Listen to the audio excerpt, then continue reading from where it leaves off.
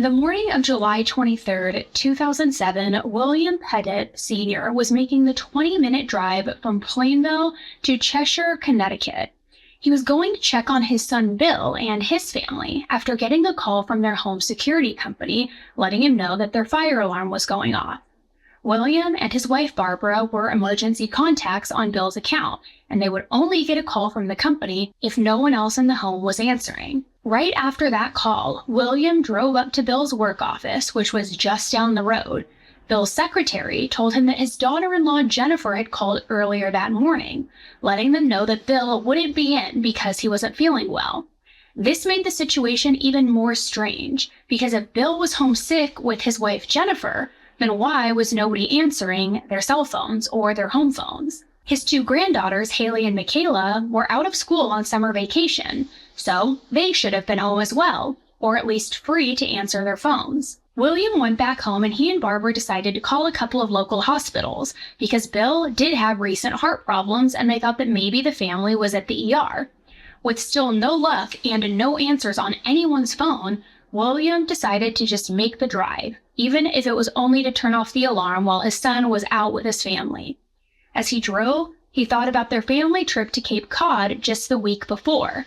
He remembered Haley hanging out on the beach, Michaela being stuck in a book as usual, and everyone being slightly sunburnt but happy to be together. He had no idea that their trip to Cape Cod would be their last, and that this seemingly normal Monday morning would change their family's lives forever. As he drove up Bill's street, he could see smoke and then fire billowing out of his son's family home. As he got closer, he saw their car wrecked at the end of the driveway. How does a fender bender start a house fire? The case of what happened to the Pettit family has been told a few different times, but I can almost guarantee you that you haven't heard the whole story. In this video, I am going to go all the way back to the very beginning so we can figure out what led to the Pettit family's lives literally going up in flames. I want to give you a little bit of a warning. You are going to be with me on this pink couch for a while today, guys. So take a quick pause, go grab your comfy socks, grab a snack, grab a cocktail if you want. Get comfy and then come on back and press play. Because you're going to want to be comfy, you're going to be with me for a while. And while you're at it, go ahead and take a quick second, smash that like button, hit the subscribe button if you haven't. My name is Elise, this is 10 to Life, and let's dive right in.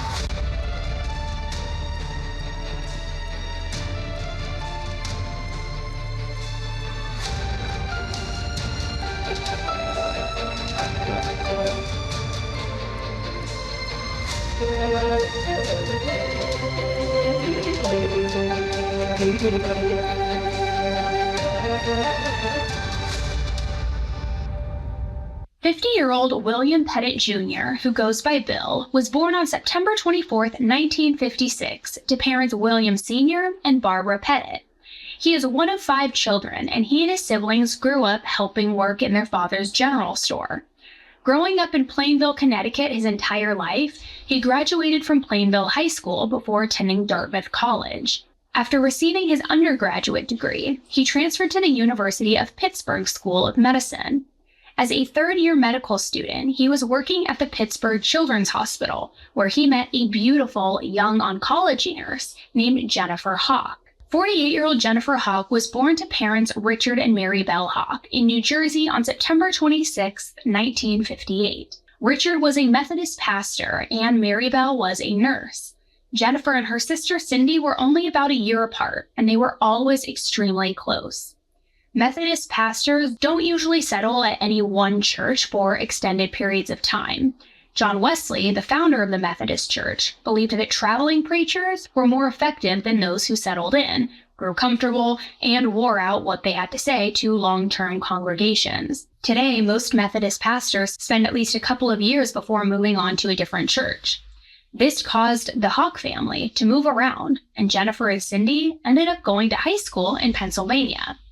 While Cindy was a little more reserved than her older sister, Jennifer was an outgoing member of the school's theater club, the captain of the dance team, and on the homecoming court her senior year.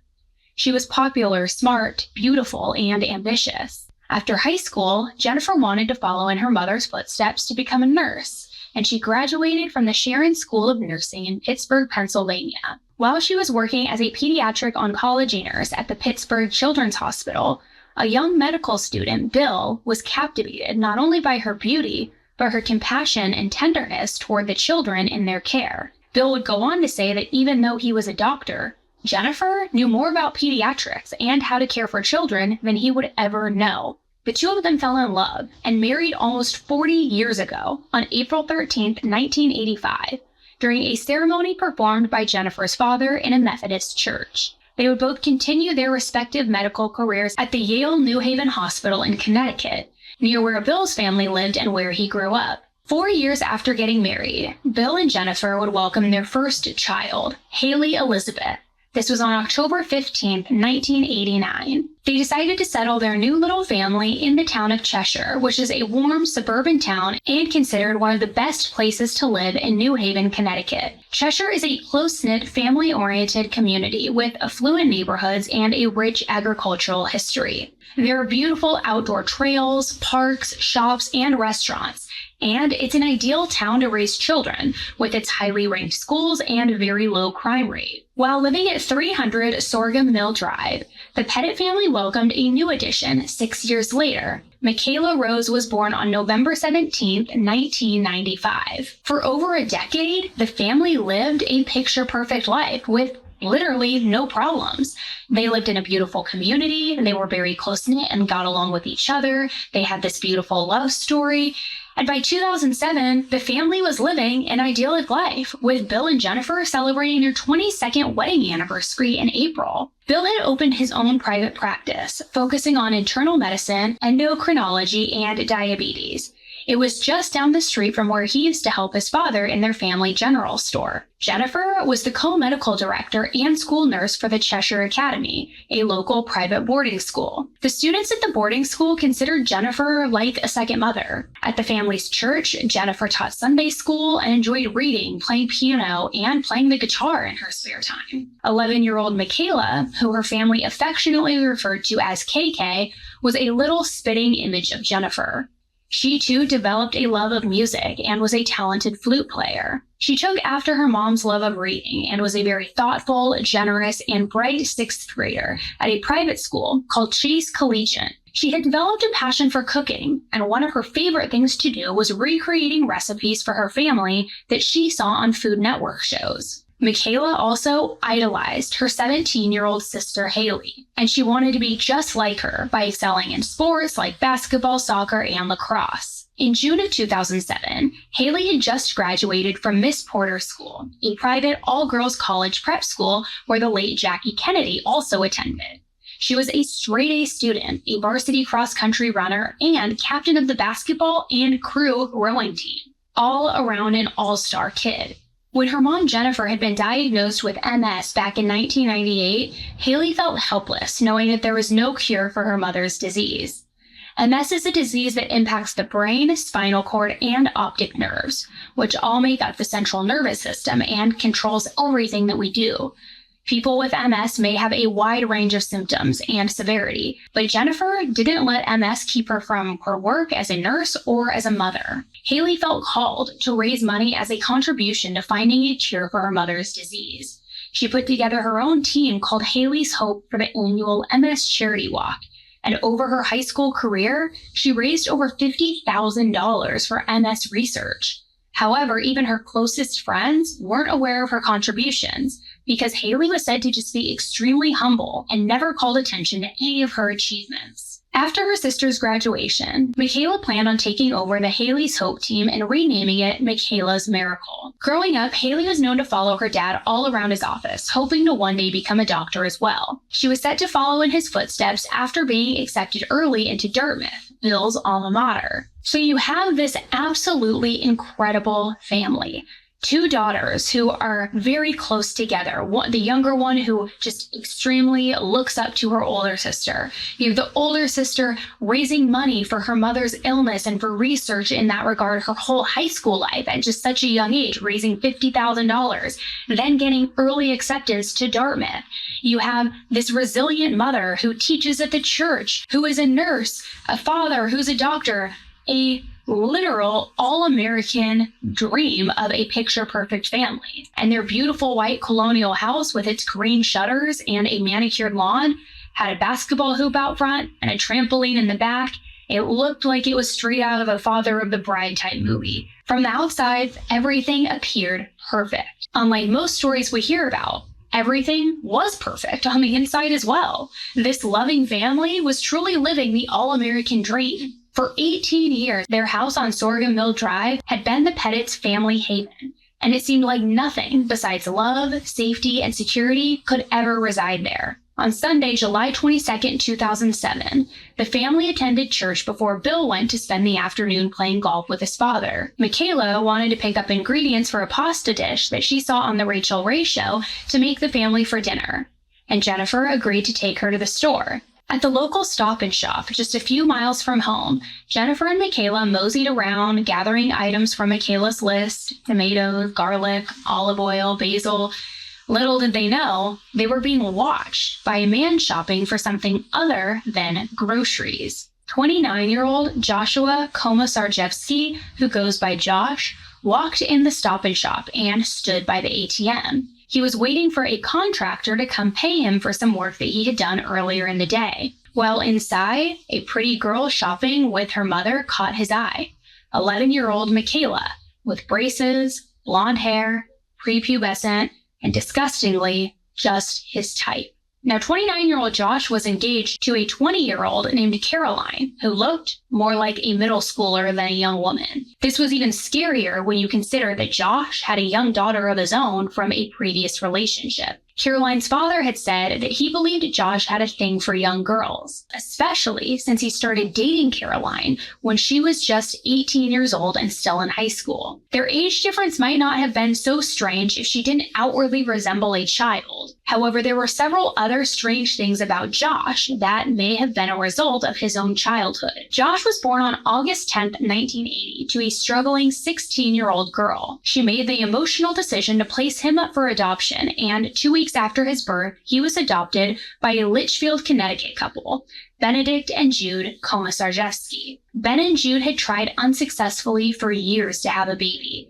and they were very excited to adopt a 2-week-old little boy. They never felt like it would be possible to get such a young baby that they could truly raise as their own. They felt like Josh coming into their lives was an absolute miracle. At the beginning of their adoption process, Jude indicated in a questionnaire that she didn't feel like she could handle a child whose biological family had a history of mental illness, or a child who had experienced trauma. Now that might sound kind of harsh, but it's important for potential adoptive parents to be honest about situations that they feel ill-equipped to handle. Not only that, but Jude and Ben were devout fundamentalist Christians who believed that the church should deal with the demons of mental illness rather than doctors and medication. It may have been helpful for Jude and Ben to know that their son's biological family had a long history of anxiety, alcoholism, Tourette syndrome, bipolar disorder, OCD, and ADHD, accompanied by unusually high IQ scores. However, they weren't made aware of Josh's family history until he was an adult. When Josh was 2 years old, Benedict and Jude unexpectedly became pregnant after years of thinking that they would never be able to naturally conceive. They named their new baby girl Naomi. By 4 years old, Jude and Ben began to notice that Josh was a little bit different. He developed a very extensive vocabulary quicker than most children, but also started to show signs of possible attention deficit. He was a very creative and imaginative child who had a talent for drawing from a very young age. Things were pretty average for the family, but Benedict has been described as a critical, cold, and controlling father. Jude was said to follow along with whatever decisions Benedict made, and the family's life really revolved around going to church and being obedient to God. Everything changed for Josh and Naomi when their parents took in a 15-year-old foster child named Scott.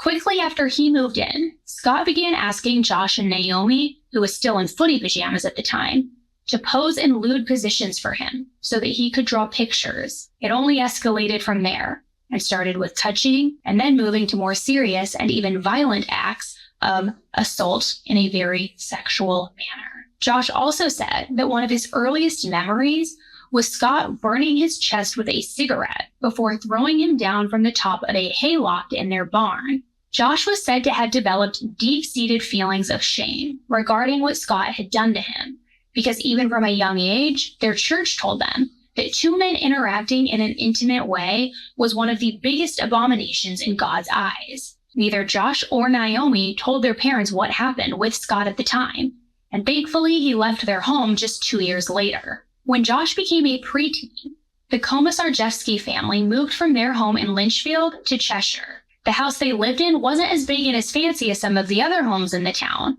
but it was a nice place to live and in a very safe community. However, when Josh started public school in Cheshire, Jude quickly pulled him out to homeschool him because she felt like he had come under the influence of satanic youth. She felt like Josh was easily manipulated, and it seemed like after he hit puberty, he started to become very depressed. It was during this time that he started to experiment with drugs and committed his first robbery with a group of friends. Even though Scott was no longer in their lives, Josh ended up taking advantage of Naomi, who then finally told their parents about what had been going on. Instead of talking about it and seeking treatment and help, Josh ran away and ended up setting fire to a gas station. When he was arrested, police could see that Josh was mentally disturbed and had been using drugs as well. He was hospitalized and given medication, and it was at this time that he found out that he was adopted, which was said to have really affected Josh emotionally, because he didn't know at this point that he wasn't a biological child of his parents. Josh's parents wanted to get him out of the hospital as soon as they could, because they wanted to get him off of the medication, because they felt like he needed to do a faith-based treatment program instead. They believed and told him that his anxiety, depression, and behavior was a result of the devil using him. They brought him to an evangelical Christian treatment program where people would tell him that he was seeing demons. They would gather around him and other troubled teens in a circle, and they would lay their hands on them while praying and even speaking in tongues at times. The program believed that they could get rid of the teens' problem behaviors and feelings by performing exorcisms.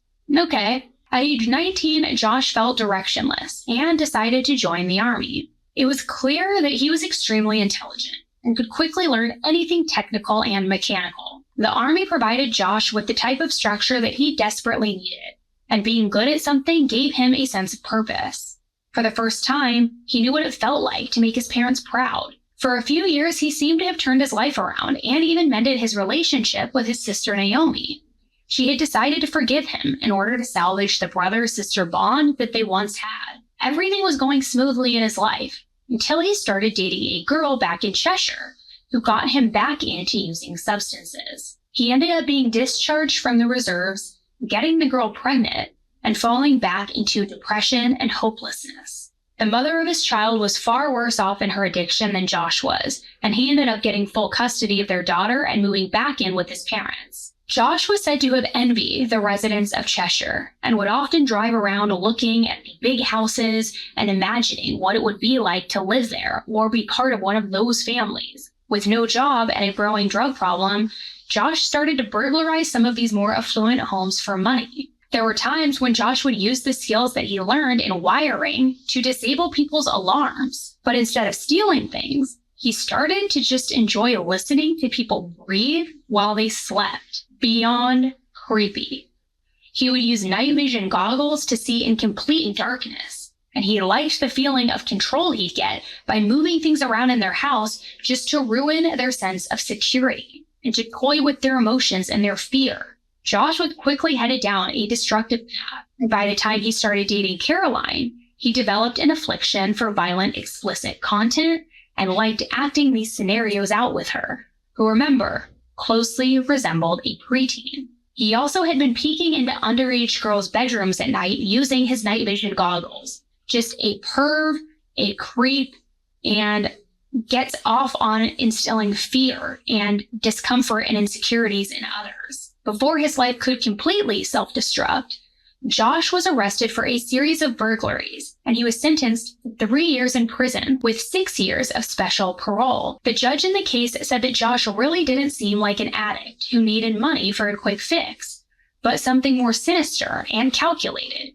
who he believed to be a predator of young girls. While in prison, Josh spent a lot of time drawing and clearly developed a serious artistic talent. He hoped to one day use his drawing skills to become an architect. He wrote sappy but romantic poems to Caroline, who said that he was one of the most romantic men that she had ever met. Yeah, when he's not peeping in windows and moving things around and creeping on young girls. Which Josh scooped her up right out of high school, so I'm not sure how much she was really able to test that theory, but whatever. After serving his 3 years, in 2006 he was ordered to go to a halfway house as a condition of his special parole. In the halfway house, his roommate was a 44-year-old man named Stephen Hayes. They didn't know it yet, but the two of them would form a mismatched friendship and eventually become partners in crime. Stephen Hayes was born on May 30th, 1963 in Homestead, Florida. He was born to parents James and Diana Hayes. James was serving in the Air Force at the time, and a few years after Stephen was born, they relocated to Connecticut. James and Diana would have 2 more sons, Matthew and Brian, making Stephen the oldest of the 3. James was reportedly very physical and harmful to Diana and the 3 boys, and ended up abandoning them by moving to New Jersey after having an affair. This put a lot of financial stress on Diana, who at the time was working as a housekeeper just to try and keep the family afloat. They officially divorced when Stephen was 10 years old, and Diana developed a drinking problem as a way to cope with depression and the stress of raising 3 boys all alone. Stephen also developed a lot of behavioral issues after his dad James left, and he was diagnosed with oppositional defiance disorder and attention deficit disorder. He started self-medicating and smoking the Mary Jane and even drinking alcohol as young as 10 years old. Since Diana was always working, she had to hire a babysitter to care for her 3 sons while she was out of the home. The teenage babysitter that Diana hired began sexually hurting Stephen during this time. A psychologist would later say that these interactions caused Stephen to begin associating women's sneakers with arousal. Very interesting. He developed a fetish for women's sneakers from then on, in what has been described as a destructive and pathological sexual path. The doctor also stated that Stephen may have some sort of sexual identity disorder, but his mom quickly disregarded that possibility. By age 14, Stephen began burglarizing cars to find women's shoes, as well as money or things that he could sell to get his hands on some stuff to smoke. Well, smoking wasn't enough for him, and it quickly escalated to more illicit substances. And after being arrested for breaking into cars, he was sent to a juvenile detention center. When the staff realized that he had been through significant trauma in more than one way, he was transferred to a psychiatric hospital at the age of 15 years old. By 16 years old, Stephen had dropped out of school completely. He got his GED during one of his many stays at a juvenile facility for burglary. It's important to note that unlike many states, Connecticut considers breaking into vehicles burglary as well. When Stephen was 17 years old, he met the first and only love of his life, Rosalie. They had a long on and off again relationship, resulting in 2 children, Stephen Jr. and Alicia. Even though Rosalie had said that Stephen was a great father in the sense that he was good with the kids, loving, fun, and playful, he was unfortunately in jail or prison for most of their childhood. During his short periods out of jail, he held jobs at various restaurants and developed a new preference for crack cocaine. Over the course of Stephen's adult life, the 2 people who supported him the most were his mom and Rosalie. Stephen's mom always believed that her son could and would do better if he could just kick his addictions, and she was said to always take him in whenever he needed a place to stay. Constantly, while he was in and out of treatment and NA programs, he always seemed to relapse, regardless of how many promises he made to his family. Eventually, Rosalie was unable to support the family on her own. She ended up marrying another man in 2001, but still stayed close with Stephen, even after they split up. Stephen often struggled with feeling like a failure to his mom, his children, and himself, and often considered taking his own life as a way to escape his addictions and compulsive drug habits. He was said to have a deep self-hatred for himself, and feelings of regret for how much of his children's lives he missed, how much money he wasted, and how many people he hurt due to his addiction. And there are 23 prisons in Connecticut.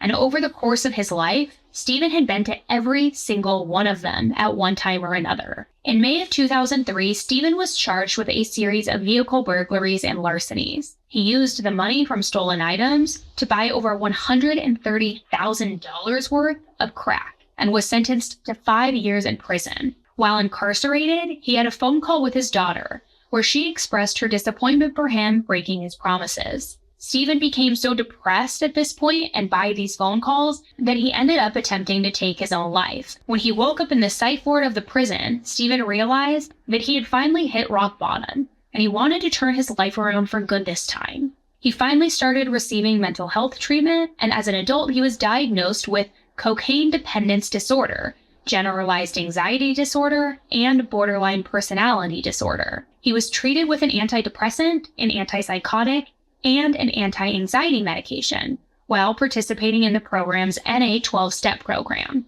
Ultimately, Stephen only served 3 of his 6-year sentence before being sent to a halfway house to continue his recovery in 2006. And it was there that Stephen met his new roommate, Josh. In between recovery meetings, they had a lot of time to chat and quickly realized that even though there was a significant age difference, they had a lot of similarities. They both grew up experiencing similar types of trauma and suffered with substance dependency issues. Stephen liked to burglarize cars, Josh liked to burglarize houses, and they had a lot of stories to share while completing their respective programs. When Josh left the halfway house to move on to the next step in his recovery, the two of them said their goodbyes and never really expected to see each other again. A week later, Stephen was transferred to his next rehab facility as well.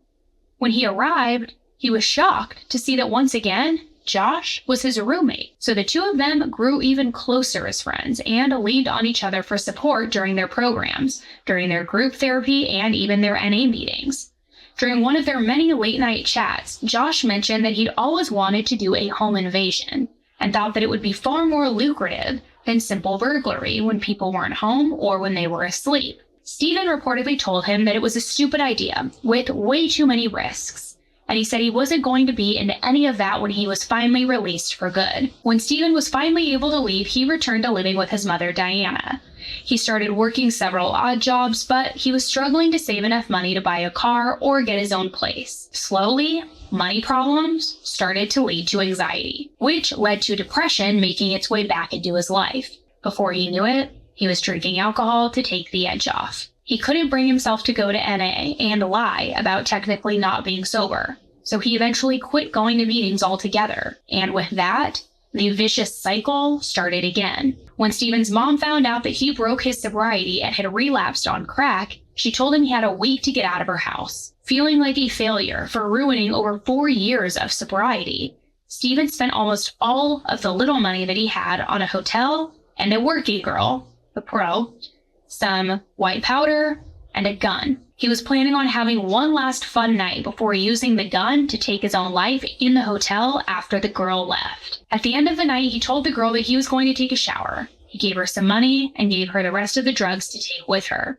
When he got out, he went to look for the gun, and he realized that the girl had stolen it. He took this as a sign that he was not meant to die that night. The next day, Saturday, July 21st, Stephen was feeling desperate. With no money, no more drugs, and now no way to end it all like he had wanted to, he decided to call Josh, who he knew was recently released from his program as well, and he told him what was going on. He told Josh that if he still wanted to, he'd be interested in doing that home invasion. At the time, it seemed like the quickest way to make a lot of money. So Stephen met Josh at the Cheshire Stop and Shop, and they went to Walmart to buy a realistic BB gun and some zip ties. They drove around until around 2 a.m. looking for possible homes, but the first home that they broke into ended up having way too many people. They ended up only grabbing a small amount of cash in a wallet that was sitting on the counter, and then they left. The next house that they entered into ended up being sort of a fraternity house packed with sleeping college-aged young men. Stephen started to panic and told Josh that there was no way they could handle that many guys with a fake gun and some zip ties. They tried one more house that ended up being too hard to break into, and they decided to call it a night around 5 a.m. Stephen then started to have cold feet about the entire situation, and felt like they weren't really equipped to follow through with their plan. However, when he got back to his mom's house and sat on the couch, he knew that the next day he'd be homeless with only $10 to his name. So he called Josh back and told him he was in, that he wanted to try again the next night, and that he felt like he didn't have a choice. Josh told Stephen that he knew the perfect house. The next day on Sunday, July 22nd, Josh went to the Stop and Shop to meet the contractor that he had worked for at that ATM.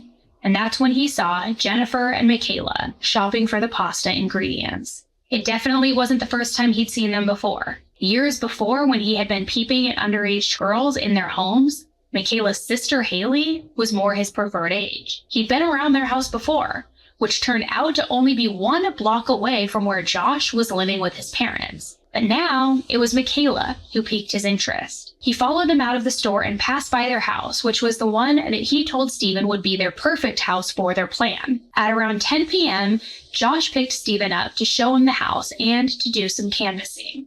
He got out of the car and walked around the back of the house to check out the doors and the locks before coming back and saying everything was good to go. The two of them headed to a bar to have some drinks while they waited for it to get late. Back at the Pettit family home, Michaela had made her family that delicious pasta dinner, using the ingredients that they bought from the Stop and Shop. After dinner, they all watched a movie together on the couch before getting ready for bed. Bill decided to stay in the sunroom to start looking over some patient files for the following work week. Haley went to her room, and Michaela got in bed with Jennifer so that they could start reading Harry Potter together. Meanwhile, at the bar, Stephen and Josh talked about their plan and how they were going to tie up the family, sit them all on the couch, and tell them that they were only there for money. They then would go through the house to get anything of value that they could and let the family go in the morning. It all seemed like a perfect plan, where nobody would get physically harmed, yes, emotionally terrified and scarred, but nobody would get hurt in this plan. They arrived at the Pettit family home around 3 a.m.,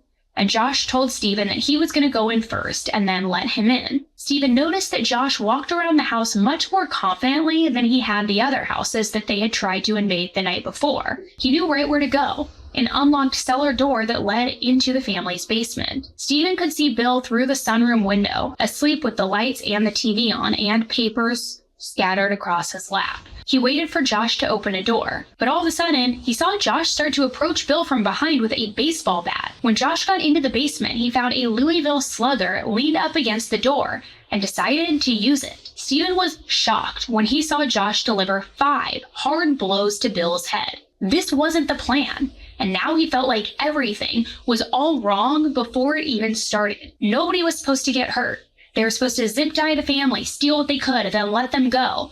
But now Josh is storming in and repeatedly hitting Bill with a bat. Stephen ran to the back of the house where Josh had gone, entered in through that cellar door, and then ran up into the sunroom. Bill, who was in a dead sleep, had just been woken up with a crushing blow to the head. He started to feel blood running down his face, and when he opened his eyes, all he saw was 2 blurry figures standing in front of him. He had been hit so hard and so much blood already covered his face, the intruders could have been wearing masks for all he knew. He couldn't see straight. Stephen quickly tied up Bill, and they told him that they were there only for money. Josh was surprised by how much blood there was, because he wasn't aware that Bill was on blood thinners for a previous heart condition. Bill was losing blood quickly and going in and out of consciousness. So Stephen and Josh quickly went to the other room to discuss what they were going to do next. They had decided that since Josh had already hit Bill, they would probably need to keep all of the other residents separate to keep anyone from panicking. With their fake plastic gun, they crept upstairs to find Jennifer and Michaela in bed after having fallen asleep while reading together. Stephen took Jennifer aside and Josh stood next to Michaela, and they gently shook them awake. They told them to stay calm and that they were just there for money and that no one was going to get hurt. They tied Jennifer to her bed by her hands and feet before taking Michaela to her room and doing the same. Next, they went and woke up Haley, and they tied her to her bed as well. They put pillowcases over all of their heads, I guess to keep them from getting a good look at their faces. Over the next couple of hours, Stephen and Josh would take shifts, with one of them keeping an eye on the family and one of them going through all of their possessions, trying to find any valuables. Jennifer was said to be obviously afraid, but very calm, just wanting the intruders to come in, get what they came here to do, get it over with so that she could be with her family. Take what you want, just don't hurt my kids, don't hurt my family, and go. Josh spent the majority of his time in Michaela's room and said that to keep her quiet and keep her calm, he talked to her about school and her summer plans. After ransacking the entire house and not finding anything expensive like they expected to, Josh went to ask Bill where they kept the safe. Bill told him they didn't have a safe, and it almost seemed like they could have done all of this for nothing until he found Jennifer's checkbook. Her checkbook indicated that there was around $30,000 in their bank account, so Josh went to tell Stephen, who had been keeping Haley company, his new plan with this. He told Stephen that he should drive Jennifer to the bank and make her withdraw the money. Stephen had started to become really paranoid about all of the evidence, the fingerprints and the DNA that they were leaving behind. And Josh looked at him and said, "Fire gets rid of everything." They decided after getting the money that one of them would drive the family to an unknown location and leave them there with their heads covered. The other would set the house on fire to dispose of the evidence before leaving in Josh's car. Since it was far too early for any banks to be open at this point, Stephen decided to kill some time by getting the supplies that they needed. So Stephen left in one of the Pettit's cars and headed to fill up some jugs at a local gas station. Josh decided to move Bill down into the basement because even though he was tied up, he felt like Bill wasn't secure enough just laying on the sunroom floor. In the basement, Josh tied Bill's arms to a pole in the middle of the room. He could see that Bill was in a really bad shape, and he decided to prop up some pillows against the pole to make Bill more comfortable, which, okay, how nice. How about you don't hurt him? How about you get him medical attention? You don't just give him some pillows, but okay, whatever. I guess it's a sliver of thought in humanity. According to Stephen, on his way back from the gas station, he tried to think of anything he could to make this experience less damaging to the Pettit family. He said that he had an idea that if they just poured gasoline all over the house where they had touched, that a hazmat team would have to come and spray everything down, washing away any DNA evidence. So when Stephen returned with the gas, he told Josh about his new idea, and at the time, they seemed to agree on it. They brought Jennifer downstairs to get ready to head to the bank. She was doing everything she could to placate the intruders, even offering to make them breakfast. Josh and Stephen explained to Jennifer what she was going to do, and said that if she told the bank teller anything or got the police involved or police called to the house, then they'd have to shoot her entire family and then kill her too. Stephen said that he and Josh planned to stay on the phone with each other during the bank run, just in case anything went wrong. While Stephen and Jennifer made their way to the bank, he could tell that Josh was quickly deviating from their plan because he kept hanging up the phone. Josh made his way back upstairs to Michaela's room. His sick fantasies had started to take over. He'd been relatively decent to her throughout the entire ordeal, getting her water, allowing her to use the bathroom, and talking to her like some kind of friend of the family. But all of that was clearly a grooming technique for what he planned to do when they were finally alone. He knew he had plenty of time before Stephen got back, and he used a knife to cut off the skirt that Michaela was wearing. He ended up taking photos of her private areas, orally attacking her, and other types of horrible things. And even though he wasn't attracted to her, he also snapped a few photos of Haley undressed as well, just because. There's no telling the level of fear that was going through their minds in these moments. They had no idea why their dad wasn't able to come and save them, and Bill was feeling absolute torture just being tied up and not being able to stay awake, let alone protect his family from these monsters. Laying alone in the basement, bleeding out on the floor, was the most hopeless Bill had ever felt, and not knowing what was going on upstairs was more agonizing than the severe wounds to his head.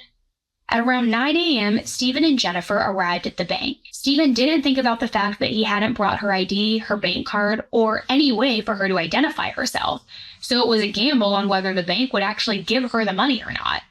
Jennifer went into the bank while Stephen waited in the car, and she could be seen nervously talking to the teller.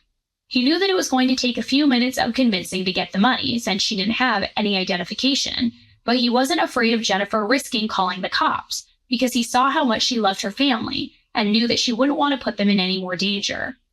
However, Jennifer made the difficult decision to tell the bank teller what was going on. And any logical person would have known that a bank doesn't just give you 30 grand or any sort of money with no ID or bank card. Like, you are the biggest moron on the planet if you thought you were going to get out of there with any type of money. Get real. So Jennifer whispered to the teller that her family was tied up at home by 2 intruders and that she had to get the money from her account or else they were going to kill them all. She said that they also threatened her about calling the police. This was obviously very shocking to the teller, and she couldn't tell if this was real or if this was just a woman trying to empty a bank account without having the proper identification, because apparently that isn't uncommon either. Sometimes a spouse will go in there and try to drain the other spouse's account in a move to flee or run or retaliate. So the bank teller went and got her manager, and they could see that Jennifer was clearly terrified by the way her hands were shaking. Jennifer opened her wallet and showed them that the intruders had taken everything inside, except for some photos of her children. Even though she was maintaining her composure as best as she could, the look of fear on her face was undeniable, and they knew that they had to help her. She told them that she truly believed that if she got the money, the intruders who had been kind up until that point would let her family go. She wasn't aware at the time what Stephen and Josh had done to Bill, or what Josh was doing to her daughters back at home. Jennifer wrote down her name and address on a piece of paper and gave it to the manager. The teller handed Jennifer $15,000 in $50 bills, while the manager went into an office with the lights off and dialed 911. She peeked out of the blinds in the dark office, trying not to alert the man who was waiting in the car. We have a lady who is in our bank right now who says that her husband and children are being held at their house. I will watch and see what kind of car she gets into. I'm in my office with the lights off. My teller said that she saw the driver. He had a black hood over a hoodie and a baseball cap on. I'm going to keep you on hold for another minute, right? Okay. The bank manager was able to give a complete description of Stephen and Jennifer, as well as the Chrysler minivan that they had been driving in. When the 911 dispatcher relayed the information to police, she sounded skeptical about whether or not Jennifer was telling the truth. An officer who was nearby the Pettit address got the call and discussed with the lieutenant back at the station if he should try to intercept the vehicle. He drove by the residence in his unmarked police car and then radioed in, saying, "Hey, we've got nothing in-house, either at the address or for that name. I don't know if she's a wingnut or if this is something actual." He didn't actually know if anyone is in the house or not, because all he did was drive by. He didn't go in, he didn't knock, he just drove by. According to Stephen, on the way back to the house, Jennifer apparently told Stephen that the bank hesitated to give her the money because she and Bill were going through a divorce. However, it's never been confirmed or said anywhere that Bill and Jennifer were actually getting divorced. So if she did actually say that, it may have just been an excuse to explain why it took so long inside the bank. If Stephen had a brain, he would have just left Jennifer at the bank and made off with the money. But instead, he dutifully drove back to the Pettit home and didn't even notice the person watching them from in front of a neighbor's driveway. Stephen and Jennifer got out of the car and casually stood outside the garage door for Josh to let them back in. The lieutenant told the officer not to approach anyone as he was parked slightly down the street and watched the van pull into the driveway. They didn't even try to call the home to figure out what was going on, which could have at least helped them determine that there were people other than the Pettit family inside. So he radioed again, and this time he said, "What I want to do is set up a perimeter as soon as everyone is geared up. And then what we are going to wind up doing is we're going to have to make contact." Not yet fully believing that this was a hostage situation, he told a hostage negotiator to hold off from coming and still thought that Jennifer may have still been involved in this somehow.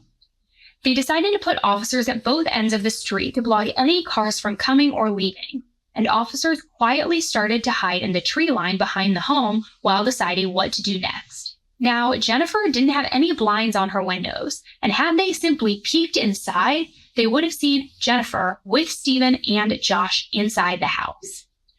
What happened next is up for debate, because Stephen and Josh had both given completely different accounts. According to Stephen, when he and Jennifer came back in the house, they restrained her on the couch instead of bringing her back upstairs. He said he could already smell gasoline at this point. Josh took him into the next room and said that Bill had died and that he had to kill the girls. He told Stephen that to make it easier, he needed to kill Jennifer, and that they had to set the place on fire or both of them would be screwed. Stephen said that he started to panic and pace back and forth, saying that this wasn't supposed to happen, that no one was supposed to get hurt. He said he was trying to figure out a way to not have to hurt Jennifer, but when he looked out the window, he could see a police car driving slowly by the house. Stephen said that that was when he was overcome with rage after realizing that Jennifer must have notified the police, and then he started strangling her on the couch. Due to her MS, she really wasn't able to put up much of a fight. He then pulled her to the ground and ended up assaulting her in a sexual way, but said that he stopped when he realized what he was doing. Jennifer was still conscious on the floor when he ran to the garage to look out another window. According to him, when he came back into the room, Jennifer had a ligature around her neck and was dead. Josh said that he finished the job before running down to the basement to get some matches. Stephen said there was a moment of silence when he stood there alone, and all he could hear was the family's chinchilla rattling around in its cage. The quietness in the home led him to believe that the girls really were dead upstairs. The silence was broken, though, when Josh ran back up from the basement stairs yelling, "Pettit escaped." Stephen was completely confused because Josh had just told him that Bill was dead. He looked out the side of the house and saw Bill rolling with his legs still bound towards his neighbor's house. Down in the basement, Bill was actually still alive, although his life was hanging by a thread. He had experienced so much blood loss over that last 6-hour period that it was a miracle that he was still breathing, let alone had the strength to move. Bill had said that while he was laying there helplessly tied to the pole, he heard a brief scream, followed by a lot of banging sounds on the floor above him. He knew that something bad was happening, and he tried to yell for them to stop. Josh called down to the basement and said, "Don't worry, it'll all be over in a minute." Bill had unknowingly just heard his wife being killed above him. Bill's body got a sudden surge of adrenaline, and somehow he was able to shake his arms up and down so hard that the ties cut into the skin on his wrist before finally breaking. He crawled, feet still bound, all the way to the cellar stairs and used all of his strengths to pull himself out. He crawled and rolled on his stomach across the yard and all the way to his neighbor's garage, where he started banging on the door. Bill and his neighbor had become close over the years, and he would later say that he didn't even recognize the bloody person laying on the ground in front of his garage door as Bill. The neighbor called 911 immediately. Emergency. Are you police? Yes. I got Bill Pettit here who's hurt, my neighbor. All right, get in out. You two get in out. Get in out. Good, I need a one-on-one here now. He was unaware that there were already police surrounding the home in the tree line until an officer came up, grabbed the phone away from him to explain what was going on. Bill used his last bit of energy to say, "The girls are inside." The officer requested an ambulance to come for Bill, and that's when they started to see and smell smoke. In the house, after Josh and Stephen realized that Bill had escaped, Stephen quickly doused the entire downstairs with gasoline. He said that it took 3 matches for Josh to finally be able to get a light, which he then threw in the living room. The two of them hurried to the garage before realizing that they left all of that money that they got inside. I mean, the absolute stupidity of these guys. You were after money this whole freaking time. Now you're finally torching the house to get away, to leave no evidence behind, and you're leaving the 15 grand inside? Now I get it, maybe they were just panicked and wanted to get away in that moment because Bill had escaped, but it just shows how senseless and how unnecessary this entire thing was. So one of them, after noticing this, ran back in to grab the money, and by the time they got back to the car, the house was almost fully engulfed in flames. The surrounding police called for the fire department right as they saw a vehicle speeding down the driveway. When the car got to the end of the driveway, a patrol car darted out in front of them to cut them off. The family's car smashed into the patrol car, stopping them from going any further. Stephen and Josh were both yanked from the car and thrown onto the ground, surrounded by guns and screaming officers. They asked who else was in the house, and Josh said that there were 2 girls upstairs and that there was 1 woman in the living room who he believed was dead.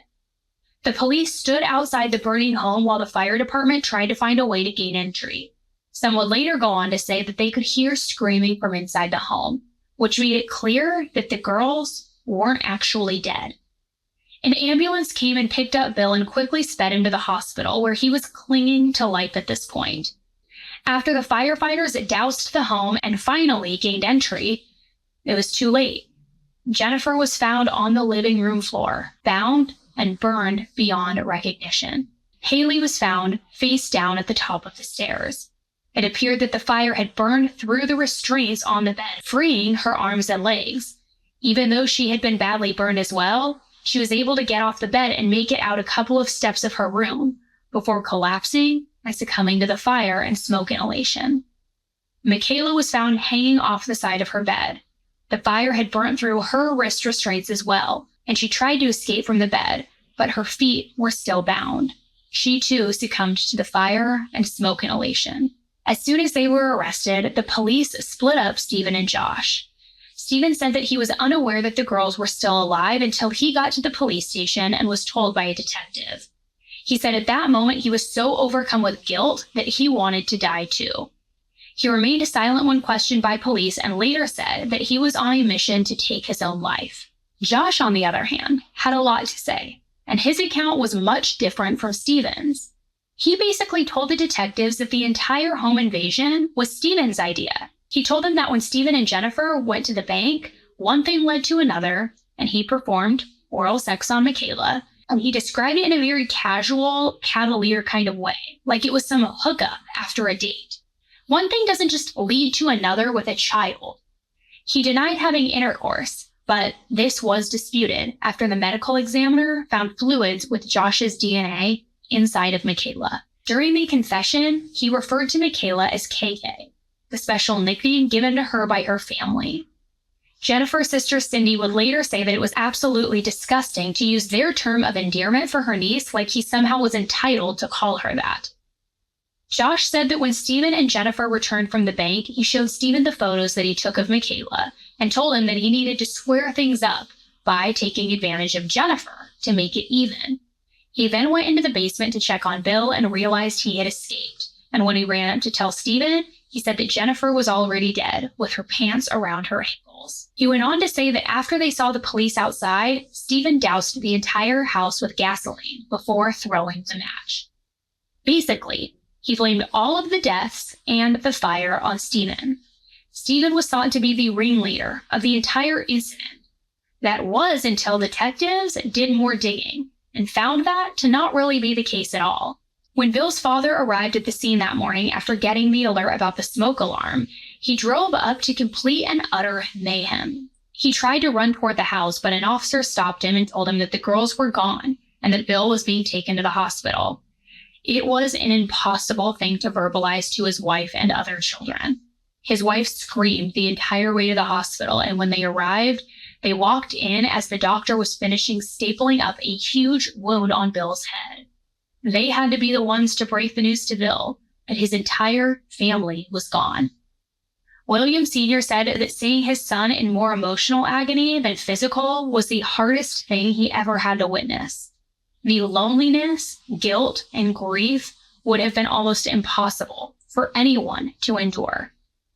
In another sick and devastating blow, Josh tried to tell the police that Bill was actually in on everything and that he wanted to kill his entire family for their life insurance. That was quickly dismissed as just one of his many lies. I don't think Bill would have planned to get beaten within inches of his life.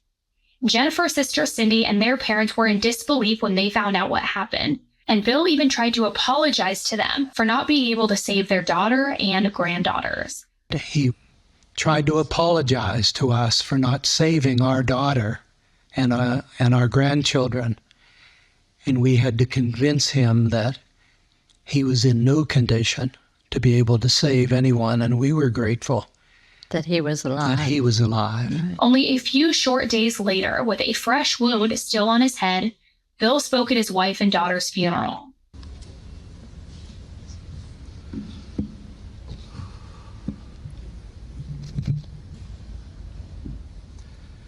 Well, first of all, thank you for all coming out today to honor the memory of the girls. I really like to say thank you to people from all over the state of Connecticut and all over the country. We've been surrounded with love and cards and flowers and prayer from east to west and north to south.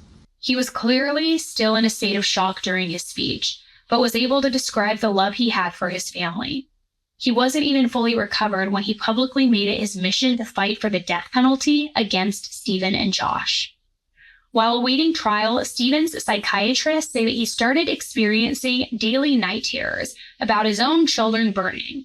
Which, good. I mean, not that his own children should burn, but he should know what that is like for his own children to die in a fire. Not know what it's like actually, but you get what I'm saying. Like, to experience that emotion. And his psychiatrist said that the guilt had completely taken over him and that he lost almost 70 pounds from not eating. He also did try to take his own life on several occasions and described one instance where he put his head in the toilet and tried to do a headstand, hoping that either his spine would snap or that he would drown. I don't really think that's how it works, but A for effort, I guess. Actually, F for effort because you weren't successful. Another time, he tried using a sock to actually hang himself and using a pen to stab himself in the arms. It got to the point where Stephen was kept in a barren room with absolutely nothing that he could possibly use to hurt himself. The state wanted to save that right for themselves. Before Stephen's trial started, he started to work out a deal with the prosecution for him to plead guilty for all charges in exchange for the death penalty to be taken off the table. And he said that he would accept life without the possibility of parole with no fight. The prosecution, though, shut down every deal his attorneys came up with because they had already made up their minds that they wanted to seek the death penalty in this case no matter what. Stephen's trial began on September 13th, 2010. His defense attorneys argued that Josh was the mastermind behind the home invasion and that he was responsible for the majority of the violent aspects of the crime. They pointed out that even though Stephen had a long criminal history, he never had any violent offenses and had never broken into anything other than vehicles prior to the incident. They painted the picture of Stephen's life as someone who made bad decisions during the low points of his addiction, all as a result of an abusive and traumatic childhood. Prosecutors argued that both he and Josh shared equal responsibility. Everyone in the courtroom was deeply disturbed after having to view photos of Jennifer, Haley, and Michaela following the house fire, and photos of the destroyed family home. I walked in, we secured Mrs. Pettit. We went into the living room. He had the bat and the X-Acto knife, and that's when he told me that the kids were dead. He had to kill them because of some DNA thing, and that Dr. Pettit was also dead, and I had to kill Mrs. Pettit. So I started pacing back and forth. I was flipping out because all night I had treated them with as much dignity as they could. And now that we had the money, it was like, nobody's supposed to get hurt here. And my head was just spinning. So when I looked out the window and I saw a cop car, I just lost it. I snapped. I figured that, she turned me in too, and here I am struggling to save her life. So I did. I immediately strangled her. And, there was one, of course. But it wasn't for the purpose of pleasure. It was more like it was a rage thing. And it only happened really, really quickly. Once I realized what I was doing, I stopped. Because, I was horrified with myself. And then I remembered the cop. She was still alive and on the couch. I went out into the garage, and I was looking out the window. And I don't remember exactly how long I was there, but I didn't see any cop cars. Right. When I came back in, she was on the floor with the ligature around her neck. And I hear Josh running up the cellar stairs yelling, Pettit escaped. And I'm trying to figure it out. It's like, what do you mean he escaped? He just told me he's dead. And I'm looking out the back. Right. I see him hopping up the Bilco doors. Josh grabbed the 2 containers of gasoline. He ran upstairs, and I took one and I poured it downstairs. And I remember thinking, it's like, none of this is making sense. How is he still alive when he just told me he's dead? Right. And then he comes downstairs, and we're in the the den just outside the sunroom and got a book of matches. And it took him 3 strikes, to get it. The first match didn't work, the second match didn't work, and finally the third one worked. He launched it into the dining room, and we ran out. I think we ran out without the money, because one of us ended up running back in. I'm not sure if it was him or me. I've been trying to remember that. But he ended up getting in the driver's seat. We backed out. We backed right into a police car. We drove forward, and he ran straight to the police car. I know if I had known them kids were alive, I would have ran through that gas. I mean, most likely I probably would have died too. But I never would have allowed that to happen. I mean, I'm horrified even to this day about what happened. For a long time I had nightmares about it.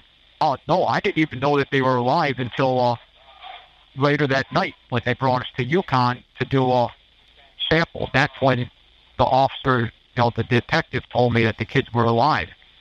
I mean, or dead. At that point, they had told me that everybody was still alive. And, that nobody had died, and, just to come clean and to talk about it. But I didn't talk about anything because, I was still trying to put things together. Right. I spoke to the cop for like a minute, and then I said I want a lawyer, and threw me a phone book and put me back in the cell. Josh gave a 17-page statement and I think a 45-minute videotape. But he put everything on me, and that's why they came at me first, because they thought I was the ringleader. Right. The media was really pervasive about, who was the ringleader, who was the leader. So because they thought it was me, that's why they made their announcement that I'm going first and it was me. But then once they started doing their investigation, they realized that his statement was all lies. He lied about absolutely everything.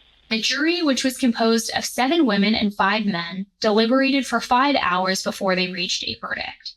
On October 5th, 2010, Stephen Hayes was found guilty of felony murder of Jennifer, guilty of felony murder of Haley, guilty of felony murder of Michaela, guilty of felony murder of multiple victims, guilty of murder of a victim under 16 years old, guilty of first-degree kidnapping of Bill, guilty of first-degree kidnapping of Jennifer, guilty of first-degree kidnapping of Haley, guilty of first-degree kidnapping of Michaela, guilty of murder during the course of kidnapping Jennifer, guilty of murder during the course of kidnapping Haley, guilty of murder during the course of kidnapping Michaela, guilty of first-degree sexual crimes with the use of threat or force against Jennifer, guilty of murder of a victim of first-degree SA, guilty of third-degree burglary of the Pettit home, and guilty of second-degree assault with a deadly weapon with intent to maim Bill. That brought the grand total to 16 guilty charges. The only charge he was found not guilty on was count 17, first-degree felony arson of the Pettit home. Sentencing began on October 18, 2010, during which the jurors had to decide if Stephen should be executed or sentenced to life in prison without the possibility of parole. The first day of deliberations ended with the jury split over the decision of life or death. Stephen's defense attorney told the jury that life in prison would be the harshest possible punishment for Stephen and a fate worse than death. He told them that if they wanted to end Stephen's misery, then they should sentence him to death, but that if they wanted him to suffer and carry the burden of what he did forever, to sentence him to life instead. On November 10, 2010, the jury deliberated for another 17 hours before coming back with their recommendation that Stephen should be put to death. After the verdict, the defense said that Stephen reportedly smiled when he heard the recommendation of execution, and added that he was thrilled because that's what he wanted all along. In a press conference after the verdict, Bill stated, "We all know that God will be the final arbiter, and I think that the defendant faces far more serious punishments from the Lord than he can ever face from mankind." Michaela was an 11-year-old little girl, tortured and killed in her own bedroom, surrounded by stuffed animals. And Haley had a great future. It was a strong and courageous person. And and his strength and courage have been remarkable throughout this trial, both the guilt phase and the death penalty phase. Dr. Pettit saying there's no closure, and he doesn't want people to ask him about that anymore. He says there's only a hole with a jagged edge left for him. The death penalty gives him no closure. It's not about closure. It's about justice. And now justice has been done. After Stephen's trial, the state offered post-traumatic stress assistance to jurors for the first time in Connecticut history, due to all of them being disturbed and traumatized from having to view those photos of Jennifer, Haley, and Michaela. The judge formally imposed 6 death sentences for the murders and added an additional sentence of 106 years for the other crimes that Stephen committed during the home invasion. He ended with the statement, "This is a terrible sentence, but is, in truth, a sentence you wrote for yourself in flames. May God have mercy on your soul." He gave Stephen the execution date of May 27, 2011, which of course was only a formality due to the lengthy appeals process that ensues after every death sentence. Josh's lawyers also tried to work out a deal for him to plead guilty in exchange for life without the possibility of parole. But, like in Stephen's case, the state wanted true retribution, and they were seeking the death penalty for him as well. Josh's trial began on September 19, 2011, and his attorneys did their best to place all of the blame on Stephen for the murders. They argued that he was the leader, and that Josh was a confused and easily manipulated person who didn't intend on killing anyone. Just like the first trial, they went over all of the trauma that he experienced as a child that contributed to the person he became as an adult. When Josh's father, Benedict, took the stand, the defense asked what he and his wife did after Naomi told them and confided in them about the attacks that had happened inside their home sexually at the hands of Josh. He replied, "I don't recall doing anything." When Jude, Josh's mom, took the stand, she stated that to this day, she wouldn't give psychiatric medication to her worst enemy. The jury would play a tape of Josh's confession and said that what happened was a home invasion gone terribly wrong, and said that when he realized that Stephen had planned to burn the house down, it just didn't cross his mind to untie them before the house was set on fire. You're talking KK about that and be skin stuff, you know, with her so obviously it's online. So is weakness. You know, one thing led to another, and you know, oral sex. So performed all of the uncaged. It was good. Like she wasn't like figure or anything, so I kept the food and I had let her to get a search to get that. Did he get the money? He did. Alone. Sacked the house for the money. Okay. Go ahead. He got the bag. He so this order takes to reach high to a better seat and there was a very he then calls me to the side. We go into the dining room, which is on the other side of the house, and he says, very matter of fact, let's see, get ready if we got deal in the front house. I'm like, anyone, we have the money, there's not a problem. You know, they've done everything, they'll know who we are, they can recognize us. It is also going on and on about DNA. Anyone has the most stories about DNA than me. But I wasn't worried about it because she had taken it out. So I don't know why he was so like up in arms about it.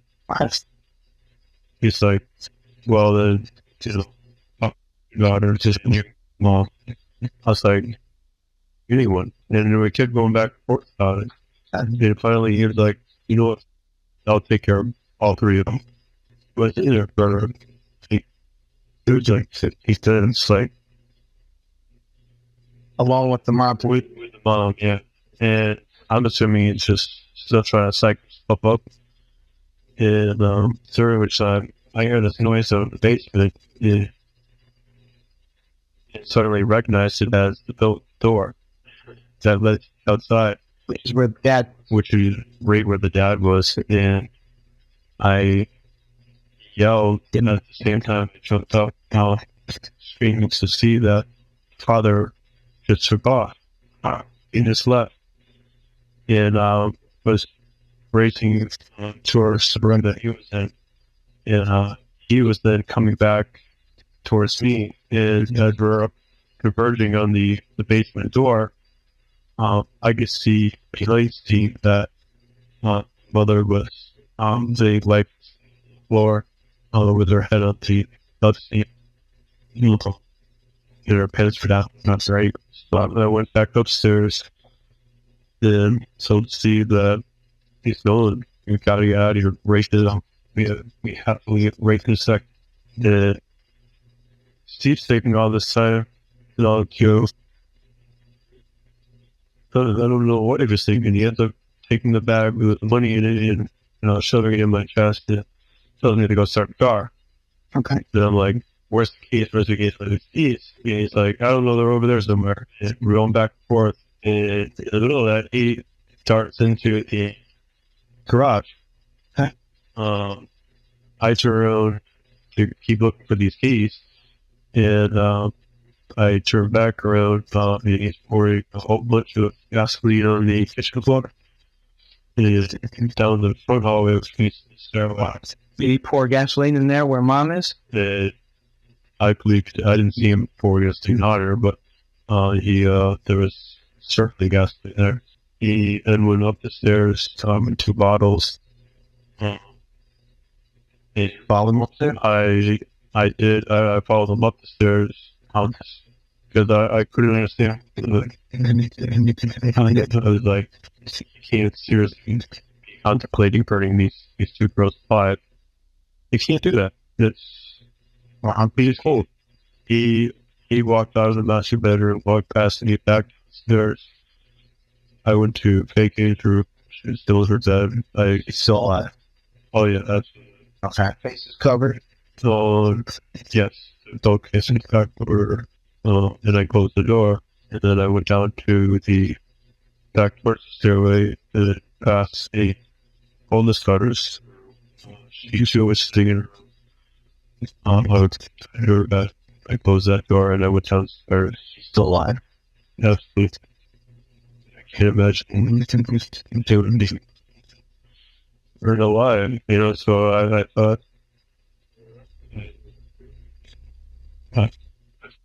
The details of this trial proved to be even harder for the new jury to sit through, because they had to not only see the photos of the aftermath, but also the photos that Josh took of Haley and Michaela. Both the Pettit and Hawke families all wept with their heads down when the sexual attacks that Michaela endured were described in great detail.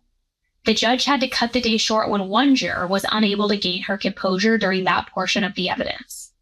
The jury didn't believe that Josh was simply a manipulated accomplice, and his high IQ and experience burglarizing houses indicated that he was more of the ringleader than Stephen was. His statement that no one was supposed to get hurt really didn't jive with the fact that he immediately beat Bill in the head within inches of his life the moment that the invasion started. The prosecutor also argued that Josh had a history of being attracted to young girls, and he was just as, if not more, interested in Michaela than he was the money that they hoped to steal. After 8 hours of deliberation, on October 13, 2011, the jury unanimously found Josh guilty of the murder of Jennifer, guilty of the murder of Haley, guilty of the murder of Michaela, guilty of capital murder with intent to cause the deaths of Jennifer, Haley, and Michaela, guilty of capital murder of the death of a person under 16, guilty of kidnapping in the first degree of Bill and restraining him with the intent to commit larceny in the first degree, guilty of kidnapping in the first degree of Jennifer and restraining her with the intent to commit larceny in the first degree, guilty of kidnapping in the first degree of Haley and restraining her with the intent to commit larceny in the first degree, guilty of kidnapping in the first degree of Michaela and restraining her with the intent to commit larceny in the first degree, guilty of the intent to cause the death of Jennifer during the course of a kidnapping, guilty of the intent to cause death of Haley during the course of a kidnapping, guilty of the intent to cause the death of Michaela during the course of a kidnapping, guilty of first-degree essay of Michaela, guilty of the intent to kill Michaela and causing death in the course of a first-degree SA, guilty of burglary in the second degree, guilty of arson in the first degree with the intent to destroy or damage the Pettit home, and guilty of second-degree assault of Bill with a dangerous weapon. Now, kind of surprisingly to me, the jury took more than 5 days to deliberate on whether or not Josh should receive life or death. On December 9th, 2011, the jury recommended that he be put to death for his crimes against the Pettit family. The judge upheld their decision, and in a similar statement, he said, "This is a terrible sentence, but it's one you wrote for yourself, with deeds of unimaginable horror and savagery." Josh addressed the court and said, "I will never find peace within. My life will be a continuation of the hurt I caused. The clock is now ticking, and I owe a debt I cannot repay. Millions have judged me guilty of capital offenses I did not commit. I did not intend for those women to die. They were never supposed to lose their lives. I don't need 12 people to tell me what I'm guilty or not guilty of. None of them were there that morning. I know my responsibilities. I will bear them as I should. What I cannot do is claim responsibility for the actions of another. The jury who recommended the death penalty believes me so worthless, even my very existence is deemed intolerable.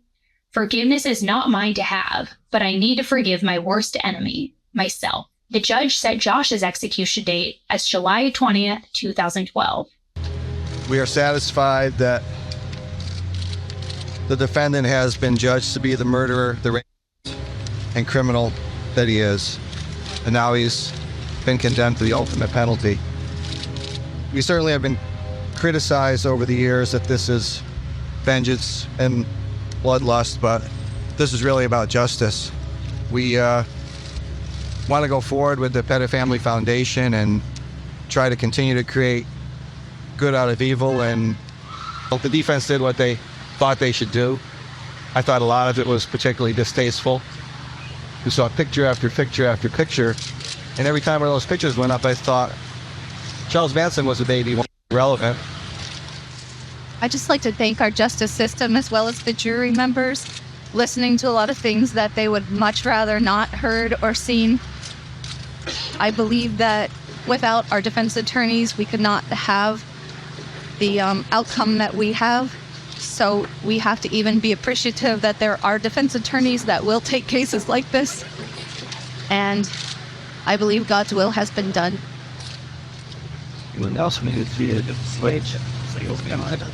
After the trial, the governor of Connecticut ordered electronic monitoring of paroled burglars. She then banned parole for violent offenders and ordered a review of convicts already on parole.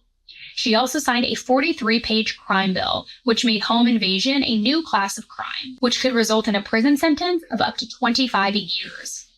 Although the Pettit and Hawke family were mentally exhausted from years of court proceedings, the death sentences provided them with some sense of closure that would allow them to finally move forward in their grieving process. However, in 2015, the Connecticut Supreme Court made the decision to abolish the death penalty, which subsequently changed all death row inmate sentences to life in prison, including Stephen and Josh. In the years following their convictions, Stephen dropped all of his appeals and stated that he wanted to accept the consequences and serve his time. Josh attempted to appeal his conviction, with his attorneys arguing that he didn't get a fair trial after the judge refused a change of venue. His appeal was denied, and the Connecticut Supreme Court upheld his conviction. Josh persisted all the way to 2021, requesting that the U.S. Supreme Court hear his appeal of Connecticut's ruling. The U.S. Supreme Court refused to take his case as well. If you had a chance to talk to Josh and say, hey, what would you ask him about that night? I don't think I would ask him anything. Okay. No, because I would ask him why he lied to me, but I already know why he lied, because he knew I wouldn't go with it. Right. I can ask him why he did it, but I already know why he did it, because he's psychotic. Right. He had, a rough childhood too growing up, but that doesn't excuse that behavior. Right. There's no question that I would ask him, because one, the questions that I would ask, I know the answer to. Mm-hmm. Two, I don't believe he would even tell me the truth. He's not. Right. No. And he wants to put this family through this all over again for no other purpose, but he will not admit what he did. Right. That's the other thing, too. I know that you dropped all your appeals, and he, in turn, is going through the appeals, and you brought that up before that the family, should not be going through this again. And the thing is, I don't know if people remember during my trial with Dr. Eric Goldsmith, but there was not guilty by reasonable insanity, like the temporary insanity based on extreme emotional distress. Mm-hmm. And the doctor said there was no question I had the second fall, that the situation itself was stressful. Mm-hmm. But in their mind, I didn't have the first one, mm-hmm. and that's because they didn't know about gender dysphoria. Right. Now that they know about it, and I can actually back it all the way up to where I'm 16, I have a defense for extreme emotional defense. Mm-hmm. And even though I actually could have a chance of getting off, I wouldn't do it because I'm still guilty. I didn't them kids, and I didn't, intend on anybody dying like that. But there's no question it would not have happened if I wasn't there. So, I have to own this. And even if I do have a chance at getting out, I can't roll with that because, I would just never feel right. Right. We're at 14 minutes right now, but I want you to say something. If you had a chance to talk to Josh about his appeal, what would you tell him? Stop doing this to the family. Just stop it. Do your time and stop telling people here in Pennsylvania that you're some type of contract Republic or Democrat hitman working for, breaking into the governor's manager. Because, he's been lying to everybody. I have people that come here. Just stop lying and do your time. And You have 1 minute left. Stop hurting these people, because it shouldn't happen. And do something to try and help people instead. Following the death of his entire family, Bill founded the Pettit Family Foundation, which supports education of women in science, people affected by chronic illnesses like Jennifer's MS, and gives assistance to victims of violence. He also became an advocate for victims' rights and has spoken out in defense of the death penalty. The house where the Pettit family tragedy took place was demolished, and the land was transformed into a beautiful memorial garden. Bill felt like after the deaths of his wife and children, he'd never be able to experience any joy or happiness again. He had accepted the fact that being the lone survivor would lead to a life of emptiness. However, 5 years after losing his family, he met a woman named Christine, who was working as a photographer at one of the Pettit Family Foundation events. After his world had ended, it took Bill some time to allow himself to feel love again. Christine stepped in and became his rock, comforting him in the darkness when he would wake up from nightmares of that night in 2007. They got married 1 year after meeting, and Bill was able to start a new life after realizing that his wife and daughters would want him to move forward and try to be happy. In 2013, Bill and Christine had a son, William Pettit III, who has given Bill one more person to live for. He decided to quit practicing medicine so that he could focus on his foundation full-time. He then decided to get into politics in an attempt to make changes to a system that he feels failed his family.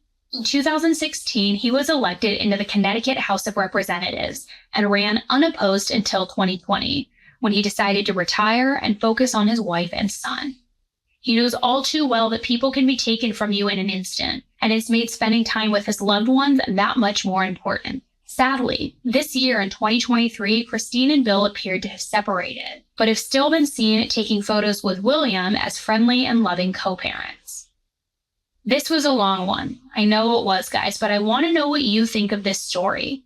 It's hard to know whether Stephen or Josh's version of events is true because both of them are obviously compulsive liars. And at the end of the day, I don't think that the small details really even matter in the grand scheme of things.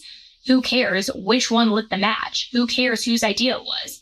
They both had the opportunity to stop what they were doing. At any time, either of them could have untied the girls. At any time, either of them could have just let the family go, but they didn't. To be honest, I really don't think when they arrived at the house that they intended on killing the family. If they did, why not cover their faces? I think that their drug-induced paranoia started to spiral and make them nervous about DNA, and they were seriously willing to destroy an innocent family's entire home for $15,000.